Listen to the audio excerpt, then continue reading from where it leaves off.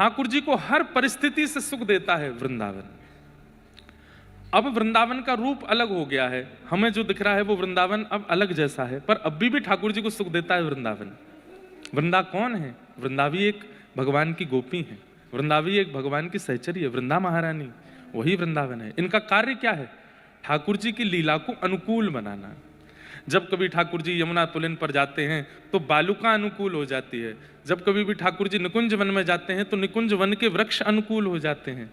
ठाकुर जी को कुछ भूख लगती है तो अपने आप फल प्रकट हो जाते हैं ठाकुर जी को पवाने के लिए। ठाकुर जी को सुगंधि की आवश्यकता तो गले की माला, सुंदर सुंदर पुष्प प्रकट हो जाते हैं। प्रिया और प्रियतम के सुंदर विहार में जो सुख प्रदान करे, जो पूर्ण रूपेण अपना योगदान प्रदान करे, वही है वृंदावन।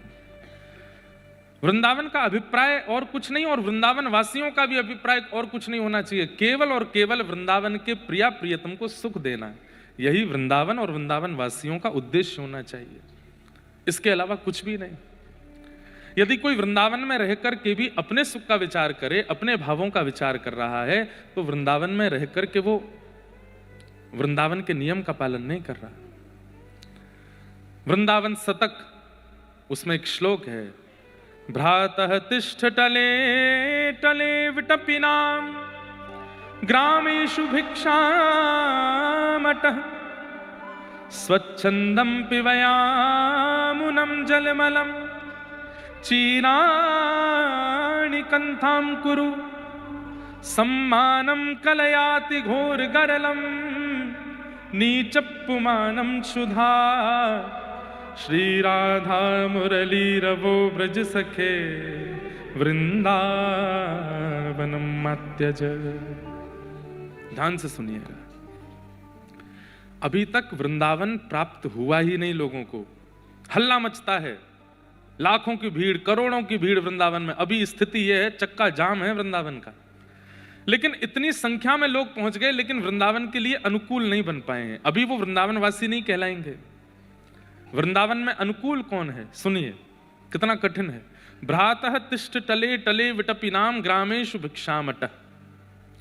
वृंदावन में रहने वाला व्यक्ति या वृंदावन वास करने वाला व्यक्ति, अच्छा ये सारे नियम व्रज में जन्मे व्रजवासियों के लिए नहीं है, उनके ऊपर मत थोपिएगा।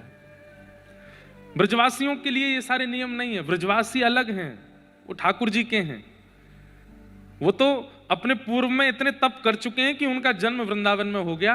ये तो वृंदावन वास की इच्छा रखने वाले, वृंदावन जाने वाले लोगों के लिए नियम क्या होने चाहिए, ध्यान से सुनो। भ्रातः तिष्ठ टले टले विटपिनाम ग्रामेषु भिक्षामटः। वृंदावन जाने वाले लोग प्रयास करें कि वे मधुकरी पा करके अपना जीवन निर्वहन, जितने दिन वृंदावन में रहे मधुकरी पावें। मधुकरी मतलब ब्रजवासियों के यहां से, ना किसी होटल पे पावे, ना किसी बाहर किसी रेस्टोरेंट में जामे, ब्रजवासियों के आगे जाकर के अंजलि फैला करके कहें कि आपके घर में जो सामग्री हो हमें प्रदान करो। ब्रजवासियों के यहाँ की मधुकरी पावे। दूसरा, स्वच्छंदम पिबयामुनं जलमलम।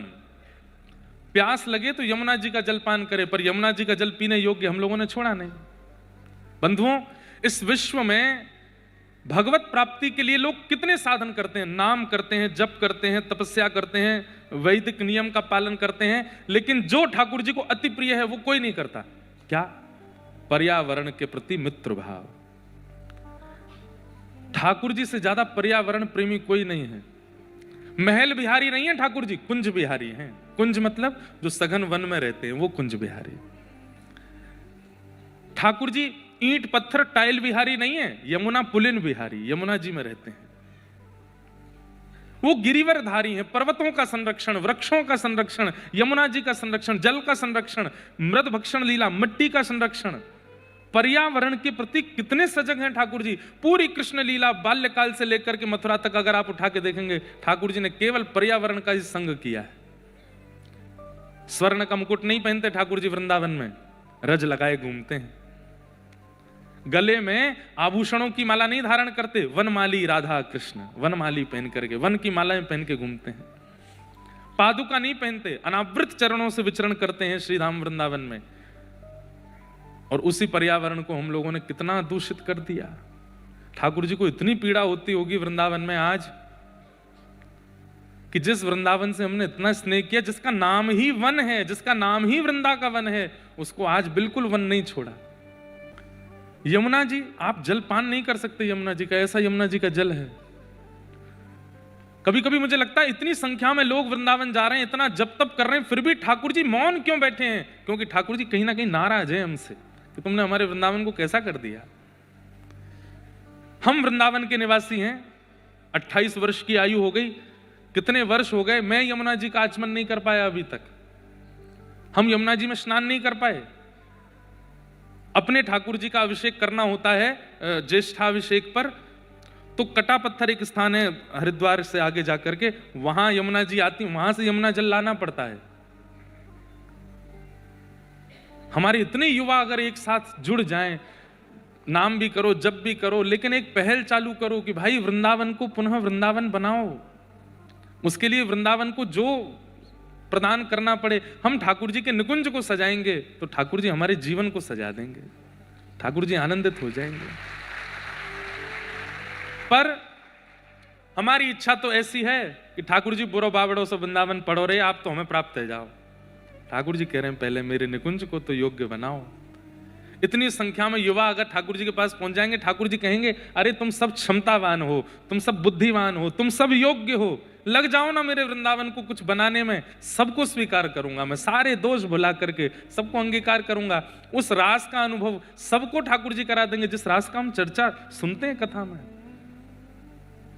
पर मैं बहुत कभी कभी मैं ना, एक तो सबसे बड़ी बात है मुझे सरल सहज बोलना प्रिय है। मैं ज्यादा उग्र होके बोल नहीं पाता, ज्यादा ये पहल उठाना और रोड़ों पे आ जाना मैं चाहूं तो कर सकता हूं, और एक आवाज में मुझे पता है कि बहुत लाखों वृंदावन में युवा इकट्ठे हो जाएंगे, पर मेरे से होता नहीं है। मुझे लगता है मैं व्यासपीठ से आपको कह दूं, आप हृदय से समझ करके अपने आप संभल करके उस क्रिया को करो, क्योंकि मैं अगर लेके गया तो वहां पर भी वो सेल्फी पॉइंट बन जाऊंगा, मैं लोगों के फोटो का वो बन जाऊंगा, पैर छुपाने का, और फिर कुछ लोग कहेंगे बताओ ये भी इनका प्रोपोगेंडा है, ये कुछ है। वो सब मैं नहीं चाहता। मैं चाहता हूं आप अपनी बुद्धि विवेक से विचार करो, जरूरत पड़ेगी तो मैं आऊंगा आगे लेकर के सबको वृंदावन का कुछ करेंगे। वृंदावन मार्जन उत्सव होना चाहिए। इतने लोग वृंदावन जाते हैं, कई लोग कहते हैं हर महीने हम वृंदावन जाते हैं। मुझे लगता है कि ये साल में 12 बार जाते हैं। अगर ये 12 वृक्ष भी लगा करके वृंदावन में आ जाएं तो कितना बड़ा योगदान हो जाएगा वृंदावन का।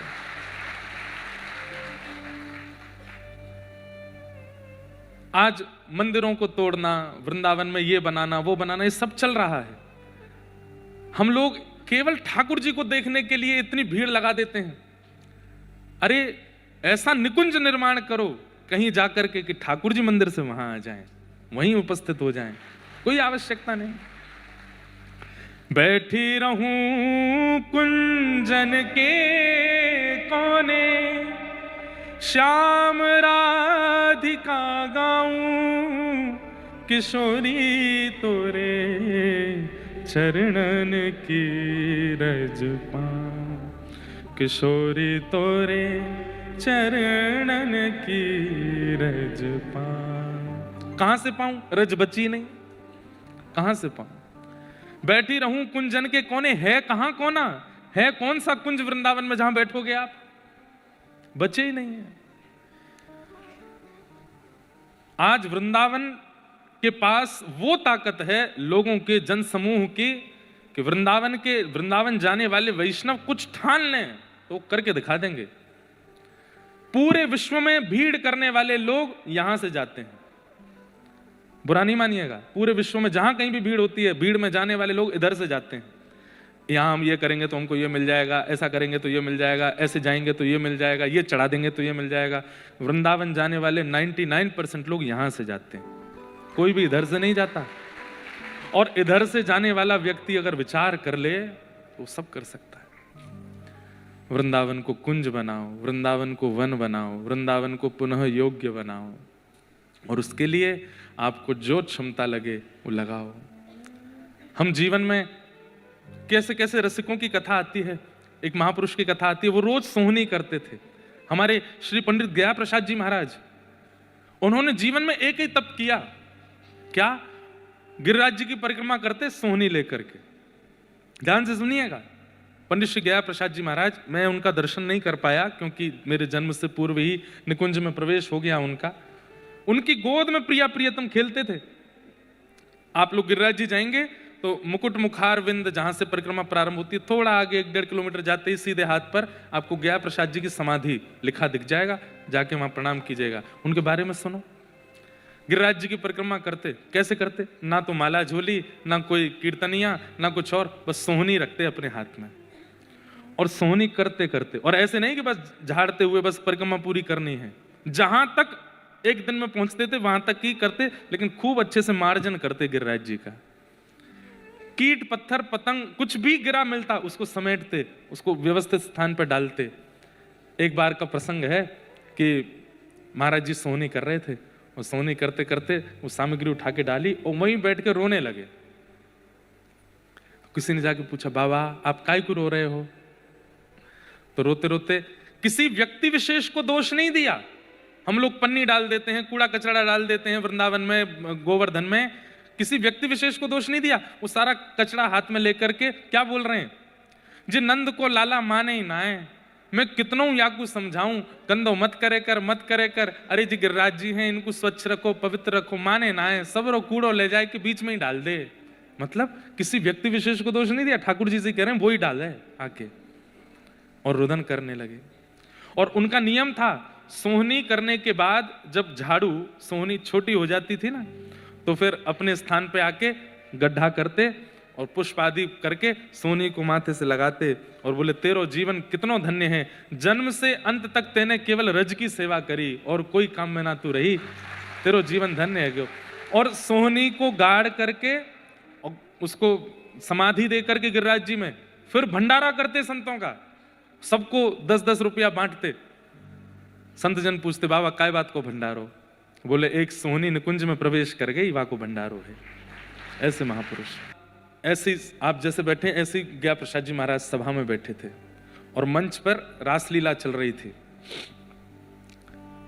तो किसी ने स्वामी जी से कहा कि महाराज जी, ये जो स्वरूप बनते हैं ना वृंदावन की रासलीलाओं में, जो मुकुट धारण करते हैं, ये मेकअप करके अनर्गल दुनिया में घूमने वाले, विवाह में पहुंच के नृत्य करने वाले वो लोग नहीं।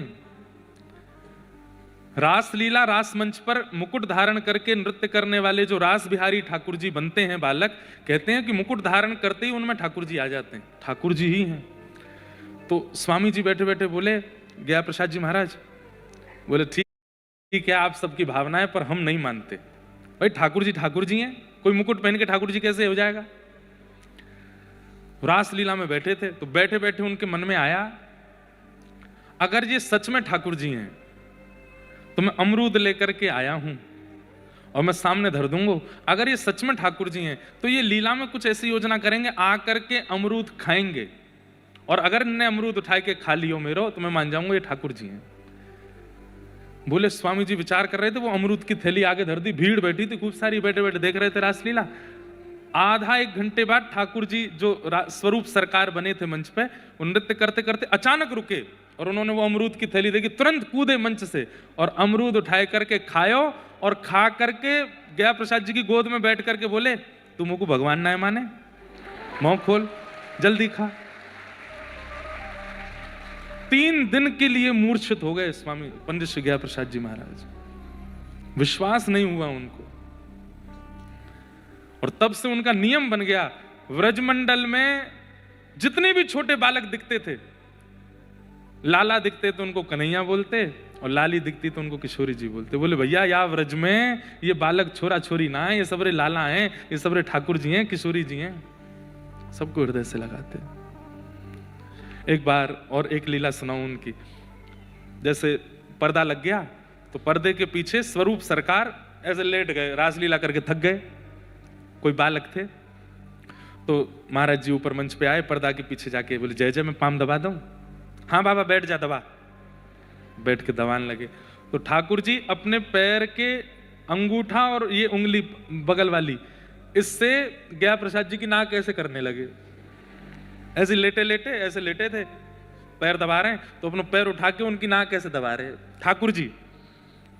तो इतने में जो स्वामी जी मंचन करते, उन्होंने ये दृश्य देख लिया तो आए, आकर के बोले, जय जय जी कहाँ करो, दे बाबा इतना बड़ा भजनानंदी बाबा तुम पामते बागी नाक दबा रहे हो, छोड़ो। तो ठाकुर जी ने अपना चरण पीछे कर लिया। इस बात को देख करके गया प्रसाद जी महाराज इतने रोए।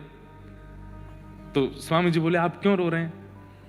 बोले जैसे तैसे, या दुनिया के खिलौना तो हम हैं ही, ये दुनिया हमसे बहुत खेल है, कभी हमारी हंसी उड़ावे, कभी हमारो सम्मान करे, कभी हमारो अपमान करे, कभी हमारो तिलक करे, कभी दक्षिणा देवे, कभी सब हरण कर ले, या दुनिया के खिलौना बनवे तो बढ़िया। आज पहली बार ठाकुर जी को खिलौना बनो और तुमने ठाकुर जी को आके रोक दियो।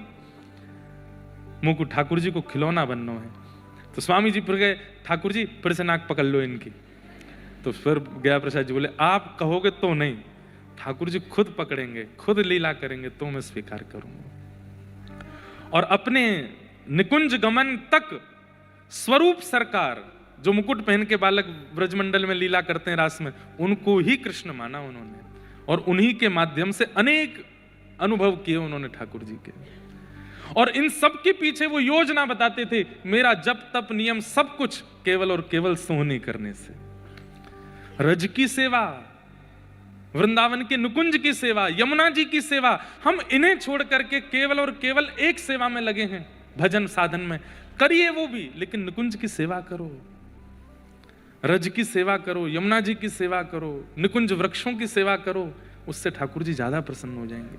बहुत भीड़ है, लग रहा है बिहारी जी के दर्शन ना होंगे, मत करो, प्रणाम कर लो, जय हो बिहारी जी, हम तो जा रहे हैं जमुना जी में, कूड़ो कचड़ो उठाएंगे, वहीं की रज रज की सफाई करेंगे, वहीं आनंद करेंगे, या बार आपके दर्शन ना सही निकुंज की सेवा करेंगे। आप अनुभव कीजिए, करेंगे मेरी बात का। आपने बिहारी जी नहीं देखे, लेकिन बिहारी जी स्वप्न में आके अपनी पोशाक आदि सब दिखा जाएंगे आपको। आज मैं ऐसा लग रहा हूं, देख ले, तैने मेरे निकुंज की सेवा करी।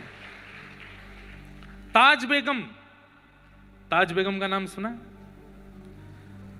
मुस्लिम थी, पर जब से ठाकुर जी का दर्शन किया एक खिड़की में से, बस तब से निहाल हो गए, छोड़ करके वृंदावन आ गए। उनको मंदिर में प्रवेश वर्जित कर दिया पुजारियों ने, बोले आप अंदर नहीं आ सकती। तो उन्होंने जिद नहीं की, लड़ाई नहीं की किसी से, बोले कोई बात नहीं, मैं योग्य नहीं हूं तो मैं बाहर ही रहूंगी।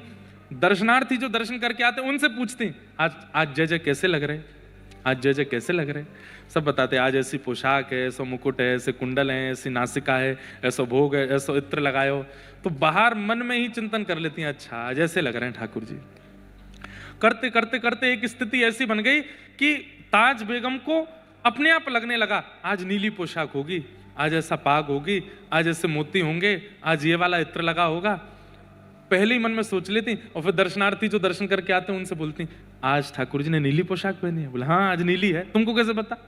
आज ये बताओ, मोतियों की माला है गले में? बोला हाँ। उसमें एक नग भी लगा है बीच में, उसमें 2 बाघ नग भी लगे हैं, तो लोग बाघों को लगाइए छुपके कहीं से देख लेती है, पर नहीं। स्थिति ऐसी हो गई कि ताज बेगम को मंदिर जाने को नहीं मिलता, तो ताज बेगम रज की सेवा करती थी, यमुना जी की सेवा करती थी, निकुंज वृक्षों की सेवा करती थी। उन सब की कृपा से ठाकुर जी ही उनको तरंग के माध्यम से अपना दर्शन करा देते थे। बोले तू मंदिर में मत आ, मैं तुझको बाहर ही करा दूंगा दर्शन। इसलिए भैया वृंदावन उसको पुनः निकुंज बनाना है, उसके लिए जो योजना बनेगी हमें करनी है। हम सब युवा भाई हैं, हम सब युवा हैं, हम लोगों में इतनी शक्ति है कि हम चाहें तो कर सकते हैं इस क्रिया को। आज भारत का इंफ्रास्ट्रक्चर इतना बढ़िया हो रहा है, भारत की एजुकेशन बढ़िया हो रही है, भारत में मंदिरों के नाम पर बहुत कुछ बनाया जा रहा है, बड़े बड़े रूप, आधुनिकता ज्यादा दिखाई जा रही है। पर वृंदावन आधुनिक नहीं है, वृंदावन सहज है, वृंदावन सरल है, वृंदावन सामान्य है, उसको वैसा ही बनाना है। करेंगे कुछ ना कुछ पहल अगले वर्ष, जिससे वृंदावन पुनः वृंदावन बने, पुनः वैसा बने। अड़चने आएंगी, रुकावटें आएंगी, खूब सुनना पड़ेगा, खूब दुनिया भर के हमको लांछन आदि भी लगेंगे, लेकिन भैया ये दुनिया तो बोलती रहेगी। ये दुनिया लांछन लगावे वो तो लगाती ही है, ये नहीं लगा मैं, बस ये प्रसन्न रहे, हमको और क्या चाहिए।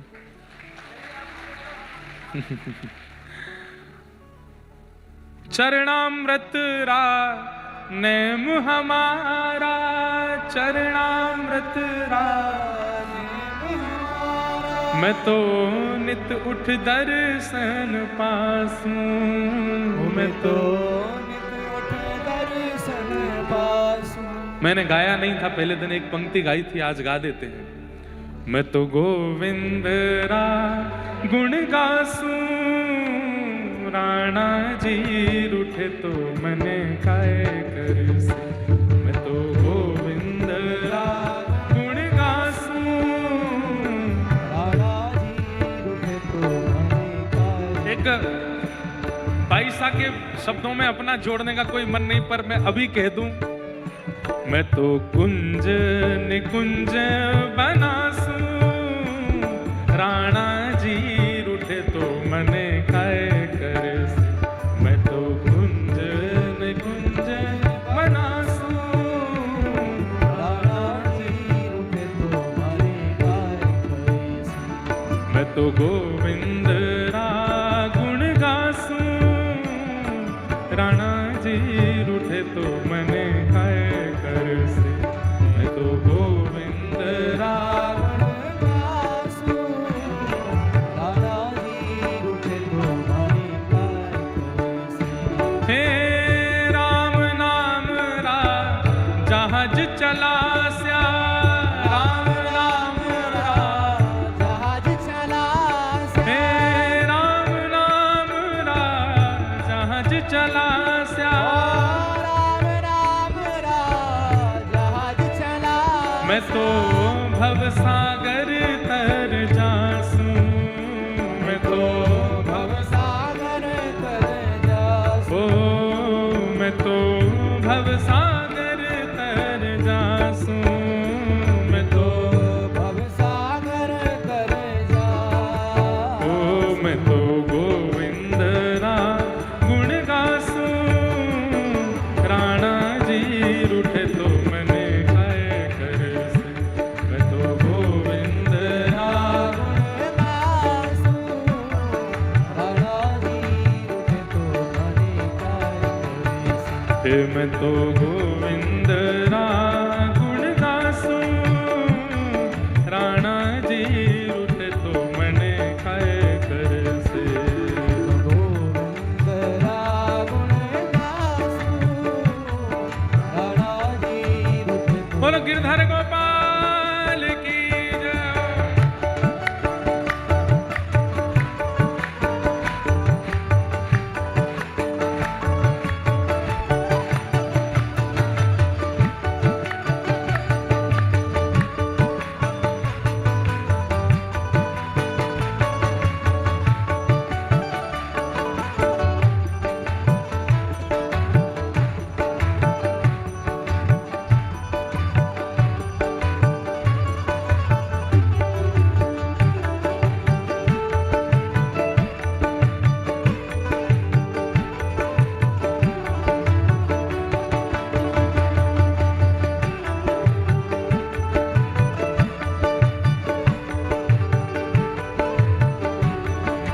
गाइए। हे हरि मंदिर मां नृत्य करास्या, हरि मंदिर मां। नृत्य करास्या। हे हरि मंदिर मां नृत्य करास्या। ओ हरि मंदिर मां नृत्य करास्या। मैं तो घूंघरिया घम कास्यूं, मैं तो घूंघरिया। बाईसा एक बार मंदिर में नृत्य कर रही थी, इतना अच्छा नृत्य कर रही थी गा करके, जितने लोग दर्शनार्थी खड़े थे सब बोले आ गई नाचने वाली गाने वाली, इसको जरा शर्म नहीं आती, जरा लिहाज नहीं आती, सबके सामने नाचने लगती है। इतना सब लोग अपशब्द कहने लगे। इतने में ही मंदिर के गुसाई जी वो गए और ठाकुर जी के गले की माला निकाल करके लाए और बाईसा के गले में डाल दी। तो इतने में भी लोग समझे नहीं, लोग बोले पुजारी जी की भी बुद्धि सठिया गई। बताओ, नाचने गाने वाली को भगवान के गले की माला पहना दी, ये इसकी अधिकारिणी है। अरे बड़े बड़े वेदज्ञों को, योगियों को, आदियों को माला देनी चाहिए, नाचने वाली को दे दी। तो गुसाई जी बोले तुमको ये दिख रही है नाचने वाली, लेकिन जब ये नृत्य कर रही थी तो मैं देख रहा था सामने खड़े हुए ठाकुर जी, जिनकी दृष्टि नीचे रहती है, जैसे ही इसने नाचना शुरू किया वो अपने नेत्र उठा के इसको देख रहे थे और मंद मंद मुस्कुरा रहे थे। भले ही जग को दोष दिखा है पर जगदीश को दोष नहीं दिखा है, इसलिए माला पहनाई है। हरि मंदिर मां नृत्य करास्या, हरि मंदिर मां नृत्य करास्या, हे हरि मंदिर मां नृत्य करास्या। हरि मंदिर मां नृत्य करास्या। मैं तो घूंघरिया घमकासूं, मैं तो घूंघरिया घमकासूं। ओ यह संसार बाढ़ का कांटा, यह संसार बाढ़ का कांटा, हे यह संसार बाढ़ का कांटा। यह संसार बाढ़ का कांटा। ओ या संगत नहीं जासूं, मैं तो या संकट नहीं जासूं। ओ मैं तो गोविंद रा गुण गासूं। राणा जी रूठे तो मन काय कर से, मैं तो गोविंद रा गुण गासूं।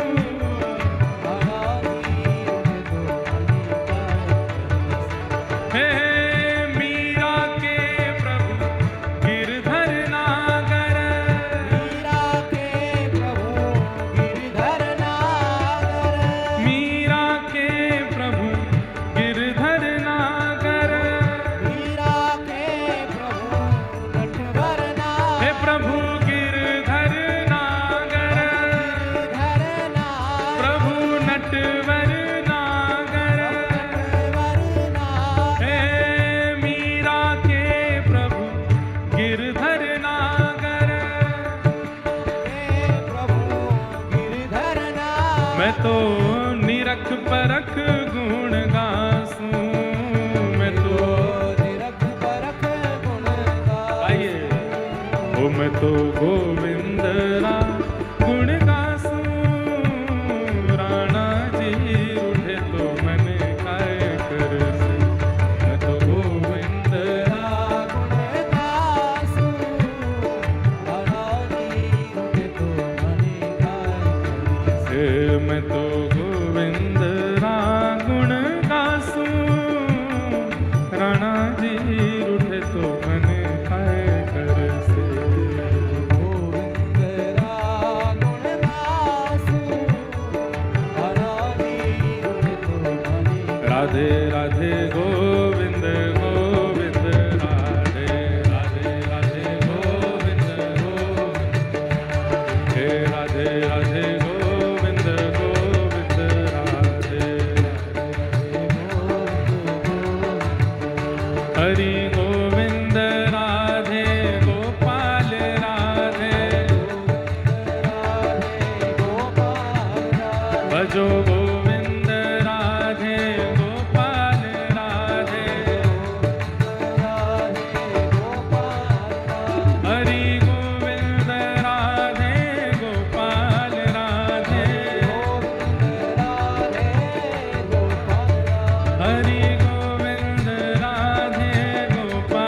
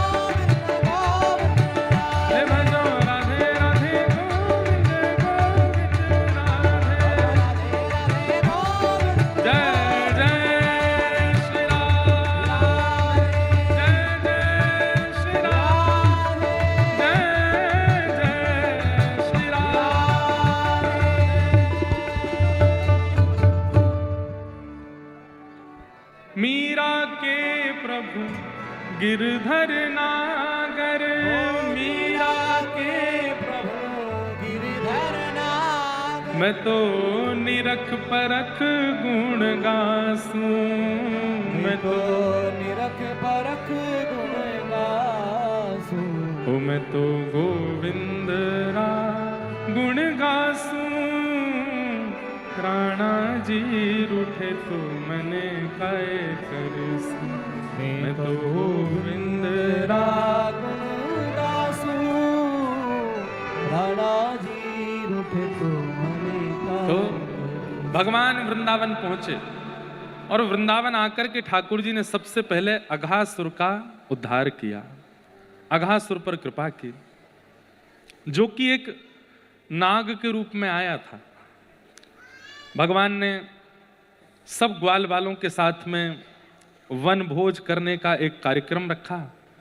सब ग्वाल वालों के साथ ठाकुर जी वन भोज करने के लिए वन में गए और वहीं अघासुर नाम का एक दैत्य आया।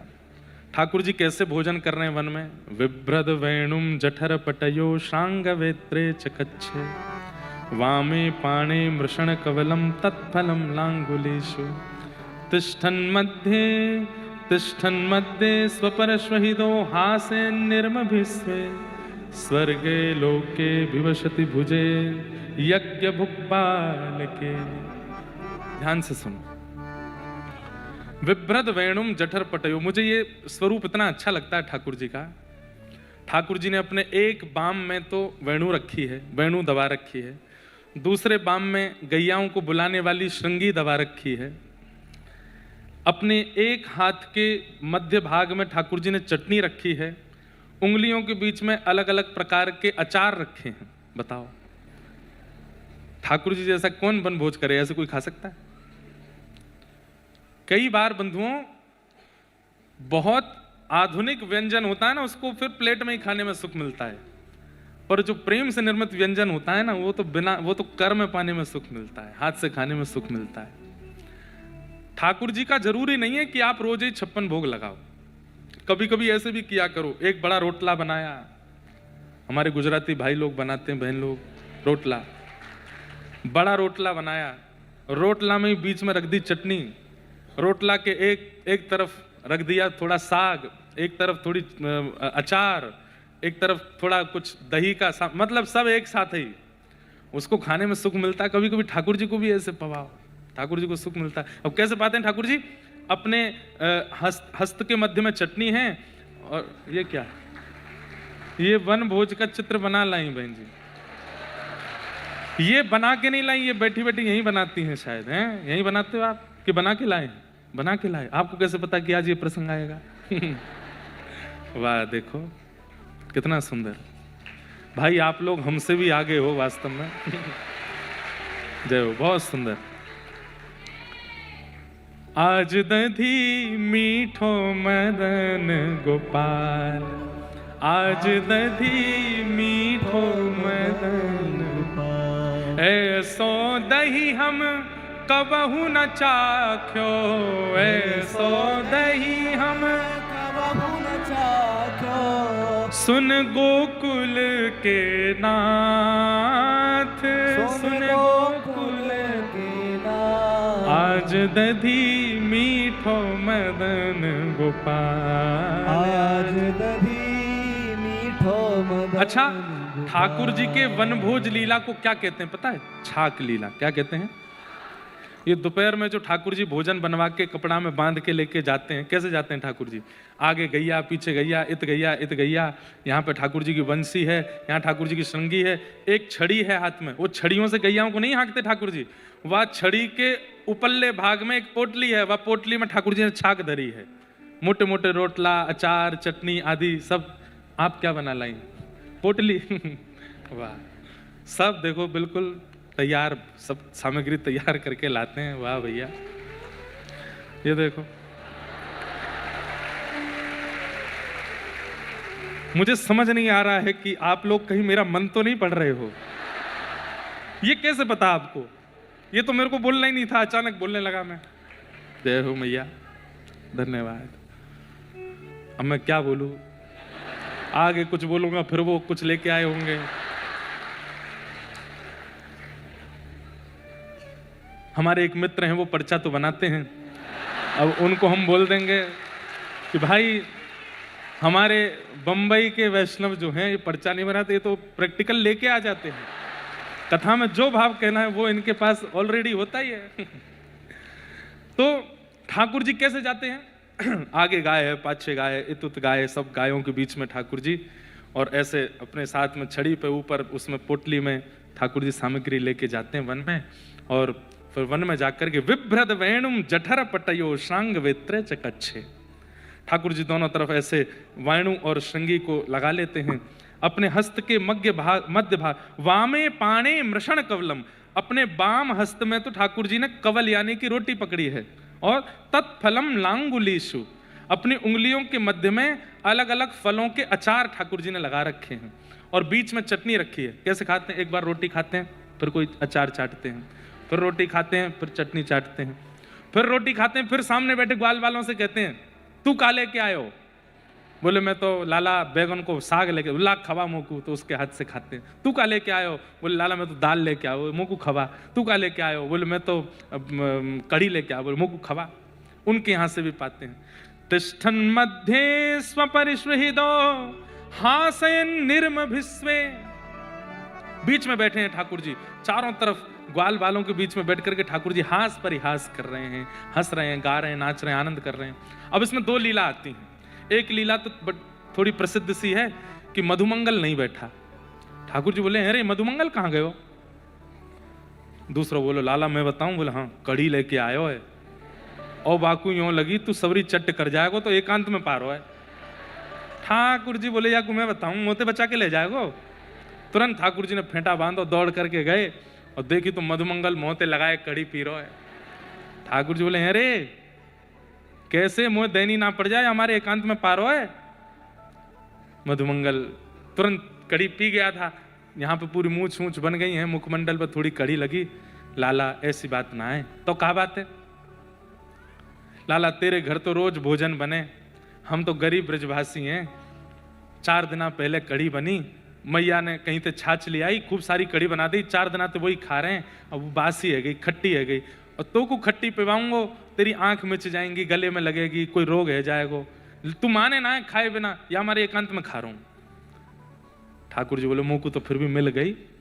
कहां तो मिल गई? अब तो खत्म। सो ठाकुर जी ने थोड़ी पकड़ी और अपने समीप खींच करके जीभ निकाल के वहां को मुंह चाट गए। वहां की नासिका पे चाट गए, होठन पे चाट गए, गारन पे चाट गए।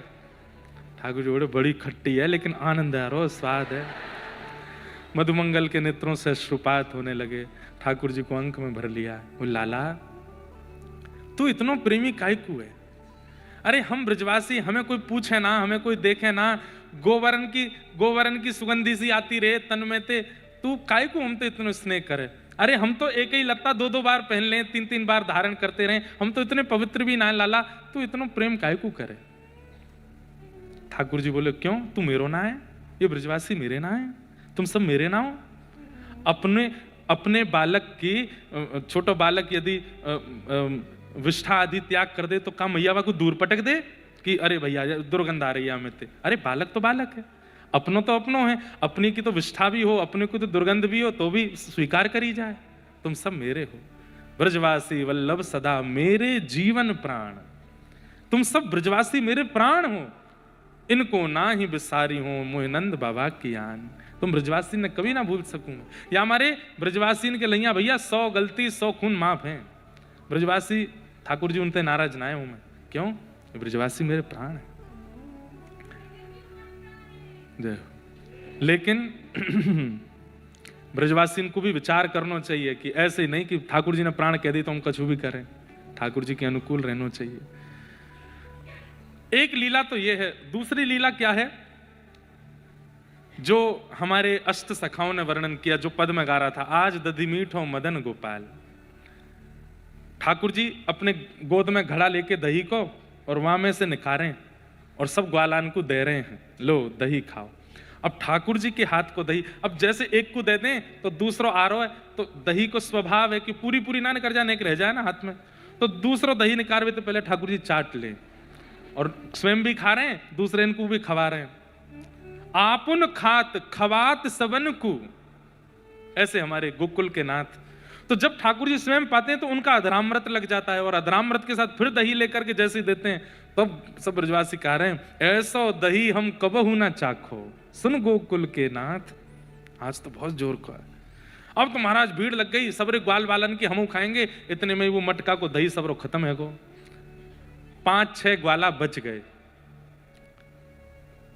लाला जी तो गलत बात है, सबरो दही तो खत्म है गो, अब कहा करें। और जो हाथ में भी थोड़ा बहुत हो वो भी ऐसे पूरा ले करके जो बच्चों भयो वो भी कोई को दे दियो। अब 2-4 कहीं कहीं हाथ में लगो भयो है, यहाँ तक ठाकुर जी के सने हाथ सब निकाल के ठाकुर जी बांट चुके, थोड़ा बहुत रह गो, 5 ग्वाला रह गए। तब ठाकुर जी ने कहा कियो जो नहीं पायो सुनो मेरे भैया, जिनको नहीं मिलो दही इतकू आओ। अब जिनको मिलो वो तो ठेंगा दिखा रहे हैं, अरे तुमको नहीं मिलो हमको तो मिल गो। और जो नहीं पायो सुनो मेरे भैया इतकू आओ, मेरी हथेली चाट लो, मेरो हाथ चाट लो, जहां जहां तुमको नेक नेक दही मिले सब चाट लो। तो ठाकुर जी को हाथ लेके एक उंगली एक चाट रहो, दूसरो चाट रहो, यहाँ ते चाट रहे, सब जगह ते ठाकुर जी के हाथ को चाटन लगे। ब्रजवासी के नेत्र सजल लगे कि देवता आकाश में खड़े खड़े सोच रहे हैं अपवित्र पवित्रो वा सर्वावस्थांग तो पिवा यस्मरेत पुंडरी काक्षम सवाई अभ्यंतर सुचि। हम लोगों को इतनी पवित्रता का विधान बता रखा है, सुबह नहाओ, दोपहर में नहाओ, रात्रि में फिर नहाओ, मौन रहो, मेरा भोग बनाओ तो मुख पे पट्टी बांध करके बनाओ, और बिना नहावे धोए भीतर मत आना।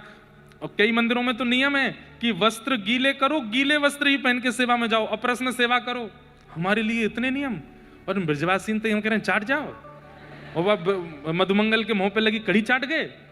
हमारे लिए इतने नियम और इन ब्रजवासियों के लिए कुछ भी नहीं। तब ब्रह्मा जी बोले बात ये नहीं है। बोले तो बात ये है कि ये कृष्ण ही नहीं है, ये कोई भैलू पिया है। भैया ठाकुर जी नहीं छोड़े, लोगन ने ठाकुर जी पर भी संशय कर लिया। बोले ये भगवान है ही नहीं, ये भगवान नहीं है। अरे ये कोई भगवान की लीला होती है? जिनको वेदों की ऋचाओं से, जिनको यज्ञ आहुतियों से प्रसन्न किया जाता है, जिनके लिए नेति नेति कह के वेद पुकारते हैं, तब जाकर के वो सुनते हैं, वो इन ब्रजवासियों के साथ गैया चराते हैं। अरे मैंने तो सुना है यशोदा मैया 2-2 दिन तक नहाती भी नहीं है इनको, ये भगवान है? हाँ, आजकल का जो मौसम है ठाकुर जी नहामे थोड़े ही हैं। जगन्नाथपुरी में तो जगन्नाथ भगवान के समान बड़े बड़े शीशे हैं, तो जगन्नाथ महाप्रभु के सामने शीशे रख दिए जाते हैं। तो जैसे ही जगन्नाथ जी का प्रतिबिंब उसमें आता है, पुजारी जी शीशा ही नवाते हैं, जय हो नहा लिए ठाकुर जी। आप लोग ऐसा मत करना, सुबह सुबह लोटा लेकर के शीशा में खुद को देखा, ले भैया नहा लियो, बाल बाल काट करके पहुंच गए ऑफिस। लेकिन हमारे ठाकुर जी लाडले लाल हैं। कौन है? लाडले लाल हैं, बड़े लाडले। हमारे वृंदावन में श्री राधारमण जी, राधा वल्लभ जी आदि में ठाकुर जी के होती है, ठाकुर जी को नित्य थोड़ा थोड़ा जल से स्नान करा देते हैं। फिर उसके बाद जो ऐसे वस्त्र होते हैं, इसको कोसे पानी, गर्म पानी से न गीलो करके ठाकुर जी के ऐसे पहुंच देंगे, हाथ पाम सब है गए, ठाकुर जी नहा लिए, बस याते ज्यादा नहीं, जाड़ो लग जाएगा, नेक्स्ट सो लाला है। छोटे बच्चे वैसे भी सर्दियों में कभी कभी नहाते हैं, ऐसे हमारे लाल जी हैं। तो ब्रह्मा जी बोले मैंने तो सुना है यशोदा मैया 2-2 दिन नहाती भी नहीं है इनको। और चोरी करना ये परमात्मा सिखाते हैं, और इस प्रकार से ग्वाल बालों के संग गैया चराना, उनके गोबर में लौट जाना, उनके मुख से जो है स्पर्श करके, ये भगवान नहीं हो सकते। तुम देवताओं मेरी बात मान लो, ये भगवान है ही नहीं। तो सब देवता बोले ब्रह्मा जी क्या करें फिर, कैसे पता करें कि ये भगवान है कि नहीं? बोले रुको, इसके सारे ग्वाल बालों को मैं हरण करके लाता हूं। ब्रह्मा जी नीचे आए, ठाकुर जी हस्त प्रक्षालन करने के लिए यमुना जी में गए थे। एक पंढरपुर में गोपाल काला होता है, जो लोग पंढरपुर जाते होंगे उनको पता होगा गोपाल काला। और महाराष्ट्र में वारकरी वैष्णव जब कोई उत्सव करते हैं तो उसके विश्रांति में गोपाल काला, तो एक प्रकार से उसको रास कहते हैं, गोपाल काला।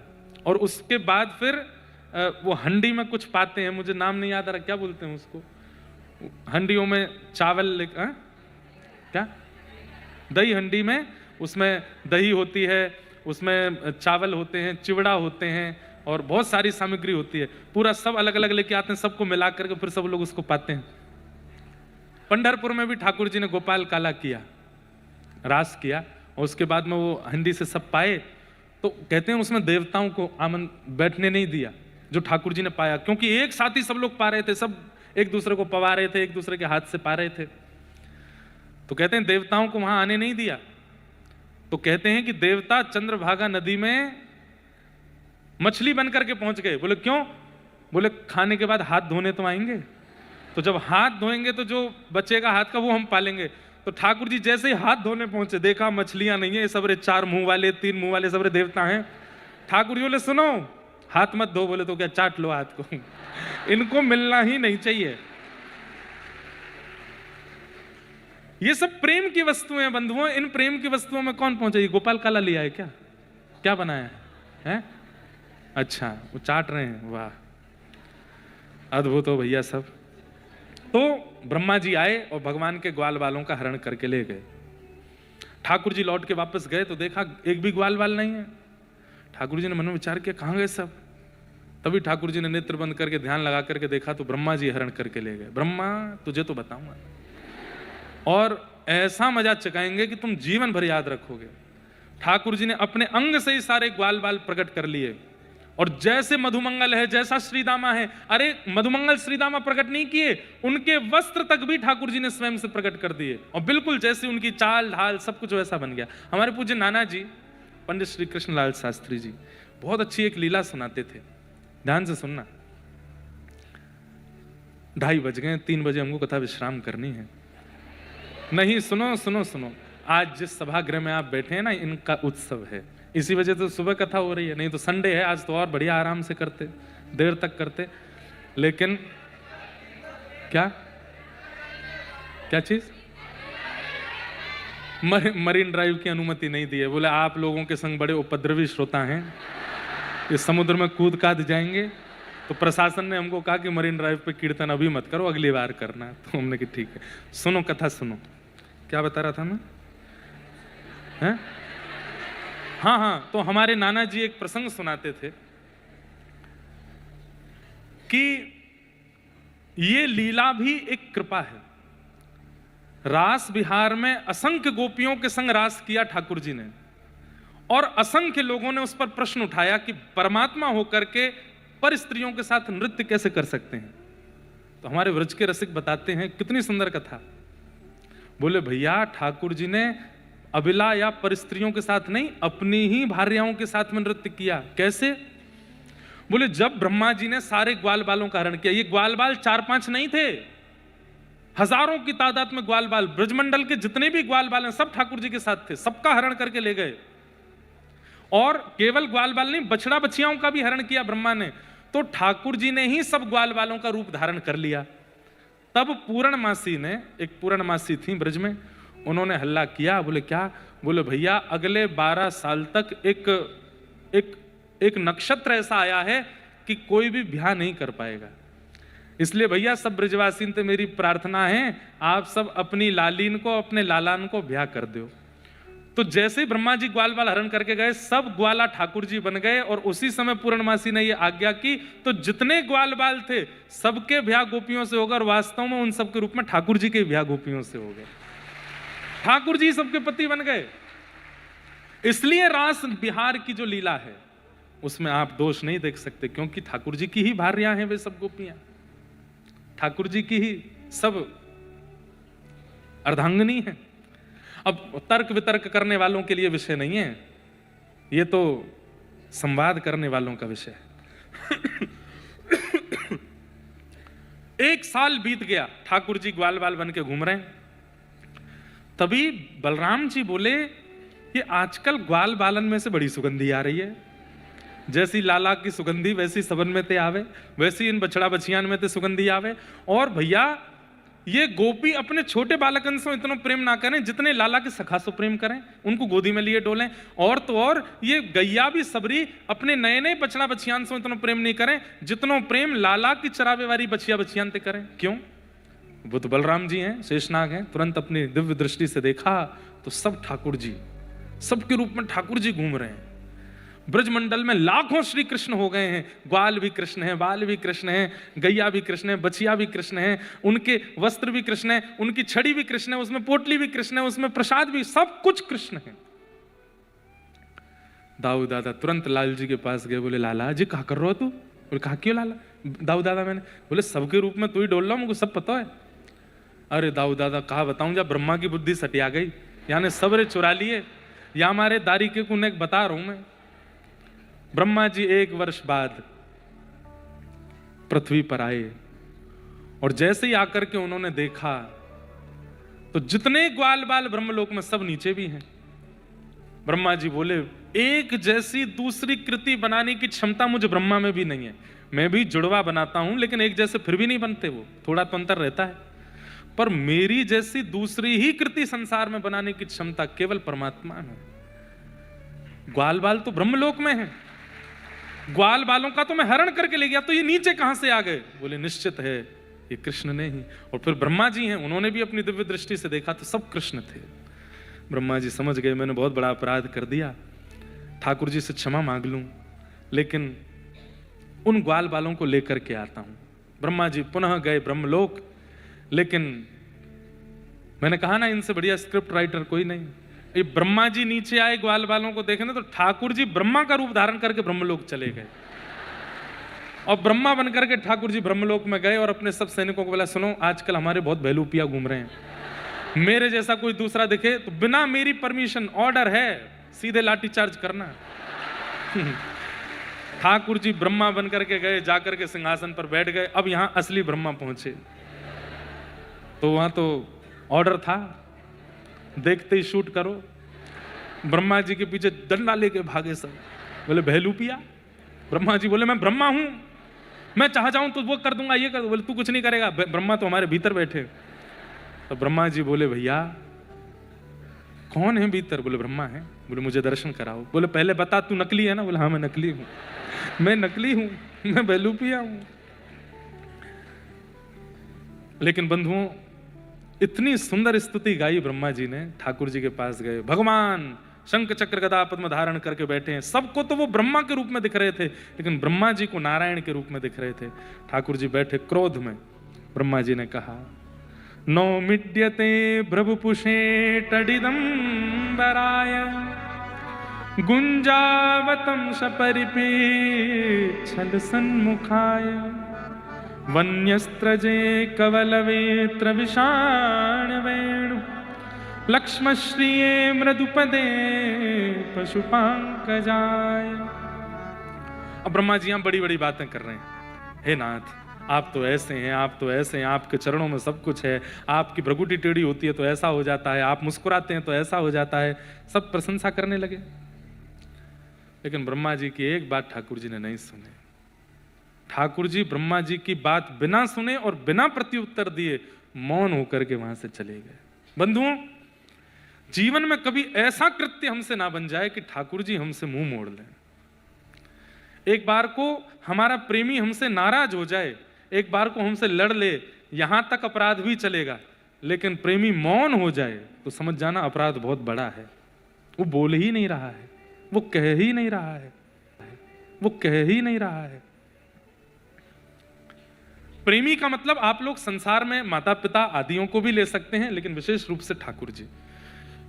छोटी मोटी गलतियां सबसे होती हैं, मनुज गलती का पुतला है जो अक्सर हो ही जाती है, हम सबसे गलतियां होती हैं, पर ऐसी कोई गलती हमसे ना बन जाए जिससे ठाकुर जी रीझें, ठाकुर जी नाराज हो जाएं।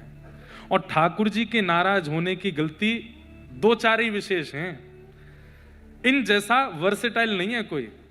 इतनी कम अपराध दे रखे हैं ठाकुर जी ने, बोले बाकी की जितनी भी गलतियां करोगे कर्म तुमको दंड देगा, पर मैं दंड नहीं दूंगा। मैं दंड कब दूंगा? तो उसमें सबसे पहली गलती वैष्णव अपराध। किसी भी भक्त का, किसी भी वैष्णव का, किसी भी भगवत नाम का गुणानुवाद गाने वाले का, या किसी भी प्रकार से भगवत आराधन करने वाले का अपराध ठाकुर जी सहन नहीं करते। पंडरीनाथ भगवान के एक परम भक्त चोखा मेला, क्या नाम? चोखा मेला। 2 दंपति ब्राह्मण पंडरीनाथ भगवान का दर्शन करने के लिए जा रहे थे और साथ में आम लेकर के जा रहे थे। पंडरीनाथ भगवान को भोग लगाएंगे। सबसे भारत में सबसे सरल ठाकुर जी हैं हमारे श्री विट्ठल भगवान, सबके लिए द्वार खोल के बैठे हैं ठाकुर जी।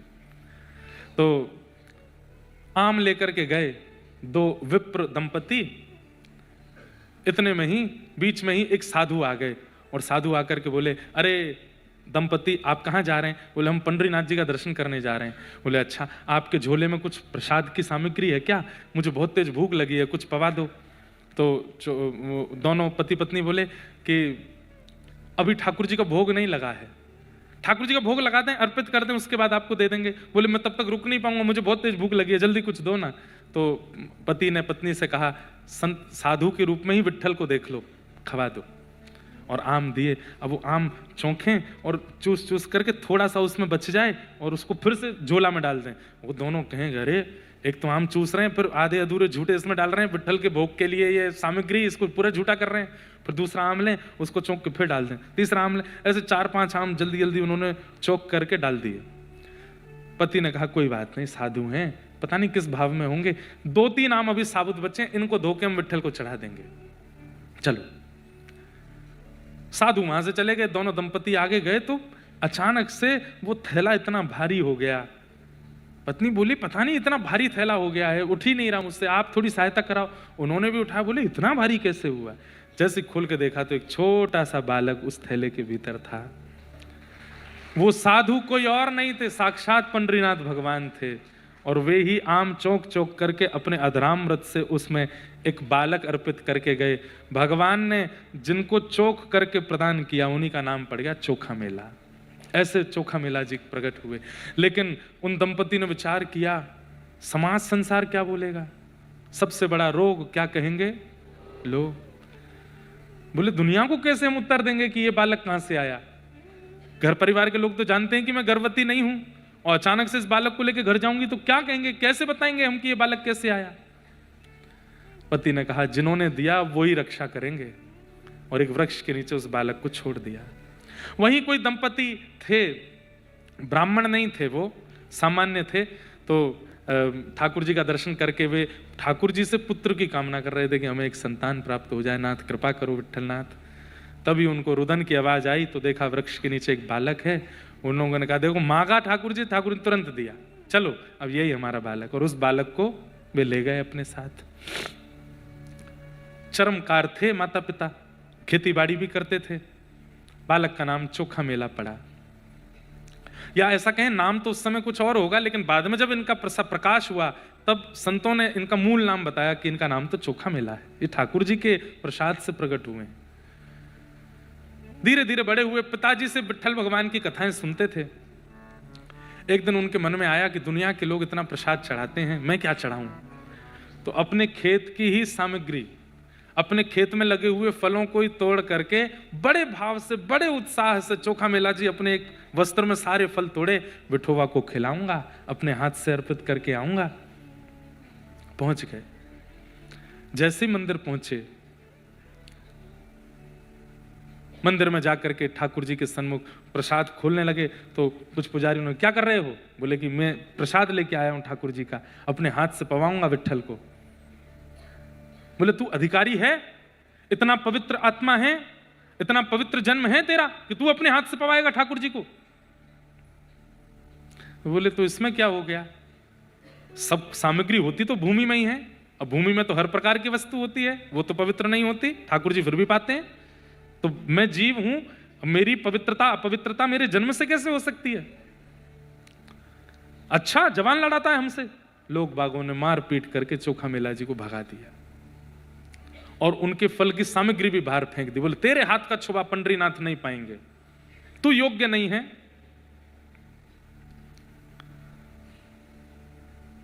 उनकी बातों का बुरा नहीं लगा चोखा मेला जी को, ठाकुर जी पे गुस्सा आया। बड़ों के भगवान बन गए हो, धनवानों के भगवान बन गए हो, योग्य लोगों के भगवान बन गए हो, तो मेरे हाथ का नहीं पाओगे आप? जा रहा हूं मैं। और दिखा के गए, देखो कितना अच्छा वाला सेब है, मीठा मैं ही खाऊंगा, आपको नहीं दूंगा। किसी अन्य पर कितना सहज स्वभाव, ये केला देख रहे हो कितना बढ़िया, मैं खाऊंगा इसको, आपको नहीं खिलाऊंगा। ऐसा करते हो आप, अपने भक्तों के साथ इतना दुर्व्यवहार करते हो। ठाकुर जी को डांट करके थोड़ी देर लड़ झगड़ करके चोखा मेला जी चले गए। यहाँ लगी, इधर लगी थी, चोट लगी ठाकुर जी चोखा मेला जी को। रात्रि में बैठे बैठे बेचारे सिकाई कर रहे थे, अपने सब माता पिता से छुपा रहे थे कि इनको बताऊं ना कि मुझे आज मारा मंदिर में। पंडरीनाथ भगवान से देखा नहीं गया। रात्रि में बैठे थे, तभी सुंदर कस्तूरी की सुगंध आने लगी, सुंदर तुलसी की मालाओं की सुगंध आने लगी। आहा, दिव्य तेज जैसा दिखने लगा। चोखा मेला जी ने जैसे ही देखा, आहा, पुंडली कवरदा हरि विठल, श्री ज्ञान देव तुकाराम, श्री पंडरीनाथ भगवान की। मंदम मंदम चाल, कमर पर हाथ धर के ठाकुर जी मटक मटक के चल के आ रहे हैं। चोखा मेला ने जैसे ही देखा, देख करके प्रसन्न तो बहुत हुआ, लेकिन लड़ने लगा। क्यों आए अब? सुबह तो भगा दिया था, मार पीट के मुझको भगा दिया था। बड़े घरों में जाओ, बड़ी जात में जन्मे लोगों के पास जाओ, मेरे पास क्यों आ रहे हो आप? ठाकुर जी आए, आकर के चोखा मेला को हृदय से लगाया। जहां जहां चोट लगी थी वहां अपने हाथ से सहलाने लगे। बोले चोट लगी? चोखा मेला के तो नेत्र सजल। ठाकुर जी को इतने समीप से पहली बार और प्रत्यक्ष बोलते चलते फिरते ठाकुर जी देखे। 2-3 बार तो उसको मूर्छा जैसी आ गई। ठाकुर जी ने संभाला, अरे संभाल, ऐसे मत कर। आप सच में आए हो? बोले हाँ, मैंने सुबह बहुत डांटा आपको, मुझे क्षमा करना। कोई बात नहीं। सुन, वो फल कहाँ है? तू बोल रहा था बहुत मीठा सेब है, बहुत अच्छा केला है, कहाँ है? खा गया क्या? चोखा मेला बोला, आपको लगता है मैं तो बस चिढ़ा रहा था आपको, मैंने नहीं खाए। तो कहाँ है? जल्दी लेके आना। चोखा मेला लेकर के फल आए। पंडरीनाथ एक बार स्वयं पाते हैं और अपना ही पाकर के अपना प्रसाद अधरामृत चोखा मेला को खिलाते हैं। बोले मेरे पुजारी गंदे नहीं है, कुछ नियम बना दिए हैं इसलिए तो नहीं, मेरे को कोई मन में भाव नहीं आया। अच्छा हुआ उन्होंने पीटा मुझे। पीटा तो आप आ गए, नहीं पीटते तो आप आते। मेरे साथ कुछ व्यवहार ऐसा किया उन लोगों ने तो आप आ गए ना मेरे पास। मुझे बंधुओं देखो, सम्मान की इच्छा उसी को ज्यादा होती है जिसको अपमान का भय होता है, या फिर अपमान भी उसी का ज्यादा होता है जिसको सम्मान की बहुत इच्छा होती है। चोखा मेला जी को और किसी भक्त को सम्मान की इच्छा होनी ही नहीं चाहिए। उसका अपमान कितना भी करे दुनिया, उसको पता ही नहीं चलेगा। चोखा मेला जी, ठाकुर जी अब पामे फिर पवामे, फिर पामे फिर पवामे। 2-3 फल पाने के बाद ठाकुर जी बोले, अच्छा चल अब बाकी की पोटली बना के मुझको दे दे। चोखा मेला बोले, सब पालो ना। नहीं, ये मैं लेके जाऊंगा, रुक्मणी जी को पवाऊंगा। आज तुम आए थे, तुम्हारे साथ मंदिर में दुर्व्यवहार हुआ, इस वजह से मैंने और रुक्मणी दोनों ने कुछ नहीं खाया। पूरे दिन हम भूखे रहे, आज वो भी भूखी है, तो मैं जाके तेरे ही फल खिलाऊंगा। चोखा मेला जी तो बोले, मुझे सर्वस्व मिल गया नाथ, मुझे सब कुछ प्राप्त हो गया। मैं आ सकता हूं आपके पास? हाँ तू आना ना, मैं करवा दूंगा व्यवस्था, मैं पुजारियों को स्वप्न आदि देके तेरी व्यवस्था कर दूंगा, तू आ जाना। ठीक है मैं आऊंगा, आप जाओ। ठाकुर जी पोटली लेकर के कमर पर टांग के पहुंचे। जाकर के रुक्मणी जी को गर्भगृह में बोला, आओ बैठो, पाओ। दुनिया के 56 भोगों में वो सुख स्वाद नहीं होगा, चोखा मेला के फल पाओ। और पवाने लगे रुक्मणी जी को। प्रेम से रुक्मणी जी पा रही हैं, विठोबा पा रहे हैं। प्रातः काल का समय, काकड़ा आरती होनी थी। जैसे ही द्वार खुले, पंडरीनाथ भगवान के चारों तरफ छिलके पड़े हैं, बीज पड़े हैं। सब लोग देखने लगे, अरे रात में तो मंदिर पूरा स्वच्छ किया था, ये अपवित्र कैसे हो गए? छिलके गुठली कहां से आ गए यहां पर? लोगों का काम है अधूरी चीजों पर अपनी कहानी बनाना।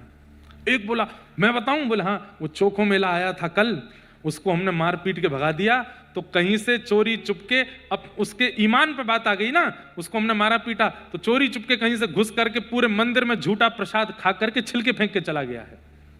एक बार भी ये मन में नहीं आया कि विट्ठल नहीं खा सकते। कितना अविश्वास! मतलब चोखा मेला भीतर घुस गया होगा और खा करके छिलके फेंक करके गया होगा अपवित्र करने के लिए, ये कहानी बनाती। और काकड़ा आरती तो हुई नहीं। सब पुजारी पंडाओं ने डंडा उठाए और लेकर के पहुंच गए चोखा मेला के पास। सो रहे थे चोखा मेला जी, रात्रि के 3-4 बजे। खटिया से उठाया, उठा करके पानी वाने डाला। तेरी इतनी हिम्मत, तू मंदिर में जाके झूठा! फिर से डंडे आदि मारे उनको। विठोबा तो कहे थे व्यवस्था कराएंगे मेरी, इतना पिटवा रहे हैं। रोने लगे खामेला। वहीं से बोले नहीं आऊंगा विठोबा, मैं नहीं आऊंगा आपके पास। ये कैसा करते हैं आपके सब लोग व्यवहार, आप हंस रहे हो पर चोखा मेला की वेदना देखो। बंधुओं, एक व्यक्ति हमसे अगर हमने जो नहीं किया वह बोल देता है ना, तो कितनी पीड़ा होती है। और यहां सब लोग अगर पीछे पड़ जाएं तो चोखा मेला जी का स्थिति भाव देखो। इतना मारा कि जो रात के घाव थे वो तो खुल ही गए और नए घाव आ गए। बिल्कुल शिथिल अवस्था में चोखा मेला जी रोने लगे। कैसे बताऊं इन सबको कि मैंने नहीं किया। पुजारी बोले अब ये सबक सीख गया, अब नहीं आएगा कभी। लौट करके जैसे ही पंडरीनाथ के मंदिर में पहुंचे, भीतर से द्वार बंद कर दिया ठाकुर जी ने और ताला लगा दिया अंदर से, और भीतर से सिसकियों की आवाज आ रही है, ठाकुर जी रो रहे हैं। पुजारियों ने जाकर के खूब द्वार खोला लेकिन नहीं खुला। ज्यादा हट करने लगे तो भीतर से रोष में और जैसे कोई रोते हुए स्वर में बोलता है, गुस्से में, ऐसे ठाकुर जी बोले निकल जाओ यहां से, नहीं मिलना मुझे तुम लोगों से। किस बात का अभिमान लेकर के बैठे हो? तुम बहुत ज्ञानी हो, बहुत पढ़े लिखे हो, बहुत ऊंचे कुल खानदान में जन्मे हो, तो तुमको अधिकार है मेरी सेवा का।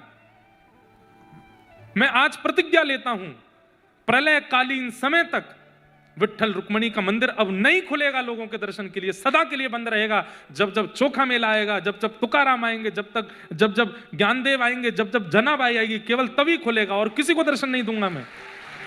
नहीं देखना मुझे किसी को, नहीं मिलना मुझे किसी से। मेरे भक्तों का अपमान करते हो, उनको मारते हो। सारा पंढरपुर घुटने पर बैठ गया, नाथ हमें क्षमा कर दो, हमसे गलती हो गई। हमें आप जो प्रायश्चित कहेंगे, आप कहेंगे चंद्रभागा में डूब के प्राण त्यागो, हम मर जाएंगे, आप जो कहेंगे हम करने को तैयार है। नाथ ऐसे रूठ करके मत बैठो। 3 दिन तक ठाकुर जी ने द्वार नहीं खोले अपने। जब बहुत रोने लगे तब कई भक्तों ने आकर के भी ठाकुर जी के बाहर से प्रार्थना की। तब ठाकुर जी ने आज्ञा की, इसका प्रायश्चित केवल एक है। क्या? स्वर्ण की पालकी लेकर के जाओ और जाकर के चोखो मेला को बैठा करके उत्सव नृत्य कीर्तन करते हुए मेरे मंदिर में लाओ, तब द्वार खुलेगा। बंधुओं, आज भी उसी परंपरा के अनुसार, तब तो चोखा मेला जी आए, पर ठाकुर जी ने जब चोखा मेला आ गए तो द्वार खुल गए। ठाकुर जी ने हृदय से लगाया और उस दिन से ठाकुर जी ने नियम बना लिया, साल में वो एक तिथि आती है, पंडरीनाथ भगवान पालकी में बैठ करके चोखा मेला के गांव जाते हैं आज भी, और वहां जाकर के फल पा करके आते हैं, उनके गांव का फल लेकर के आते हैं। तो भैया कभी कुछ ऐसा मत करना जिससे ये रूठे, कुछ भी ऐसा मत करना जिससे ये, और इसमें सबसे बड़ी बात है वैष्णव अपराध। ठाकुर जी रूठ गए हैं, इसका प्रमाण क्या है? ठाकुर जी रूठ गए हैं, इसका प्रमाण क्या है? कथा में अरुचि, कथा चल रही है और आपका मन नहीं लग रहा, आपको अरुचि हो रही है, उबासी आ रही है, मन कब वो पूरी जाए हम यहां से, मन नहीं लग रहा है।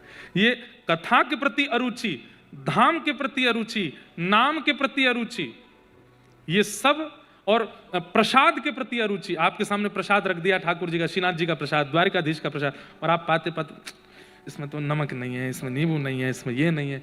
प्रसाद के प्रति अरुचि, कथा के प्रति अरुचि, ये सारी भगवत संबंधी वस्तुओं के प्रति जो आपकी अरुचि बनती है, इस बात का प्रमाण है कि ठाकुर जी आपसे नाराज है, ठाकुर जी आपसे प्रसन्न नहीं है, आपकी जीव नहीं कर रही है वो।